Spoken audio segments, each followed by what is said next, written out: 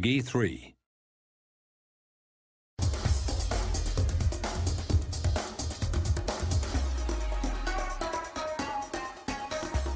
think there was a lot of limitations in our old collision system. It was very good, but it didn't allow us to do some things that were quite difficult. So a lot of times in FIFA 11 you get a situation where maybe two players are running into one another, and because there's a lot of contacts between those two players, with the old system we had to pick one contact, which meant that we'd get a collision animation that did a great job of showing you that there was a collision, something happened, but maybe didn't take into account every little detail. With this year's engine, what you see is when those two players come together, we're resolving for every single collision that happens, and we're really able to preserve the momentum a lot better in the interactions between players.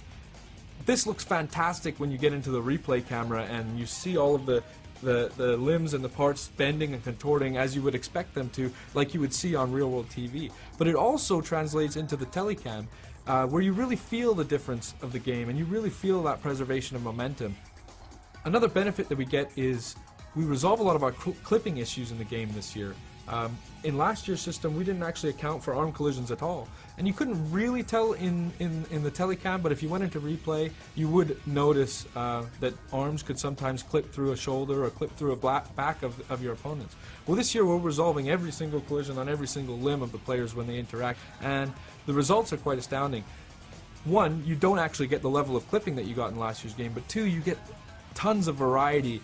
You don't get these robotic animations in jostling and shielding. You get more of a tussle between the players and a fight for possession that feels more realistic, feels like things that you might see on TV. To illustrate the point about the variety we get, I want to talk about contextual dribble turns. And what this is using the left stick, you could beat a player last year by maybe taking just a 45-degree dribble turn. But sometimes when you would do that, maybe you'd knock the ball by him and that player would stick out a leg trying to tackle you or really be in the way of where you're trying to go after the ball has passed him. So when you add this year's engine on top of the contextual dribble turns, what you get is realistic behaviors, realistic things that you would see on television happening in the game. Like, for instance, a player knocking the ball by a defender, he sticks out a leg to tackle and the dribbler tries to jump out of the way, but he gets caught and he goes down. But the way he's trying to jump out of the tackle and the way that his legs bend because he's been caught, it creates another level of variety that we just wouldn't have had in the game last year. Further to that, what you can see now is sometimes a dribbler will knock the ball by a defender using one of these dribble turns, jump out of the way and gets caught, but just slightly, so he takes a small knock. And what you get is a little bit more of resilience from the player to take those small knocks and able to continue on and go after the ball. Now players like Messi can skip through those challenges, take a knock, bounce off of a tackle, and still continue on to really pursue the ball and continue the flow of the game. And it makes for a much more exciting experience, especially when you're on the ball with those good dribblers.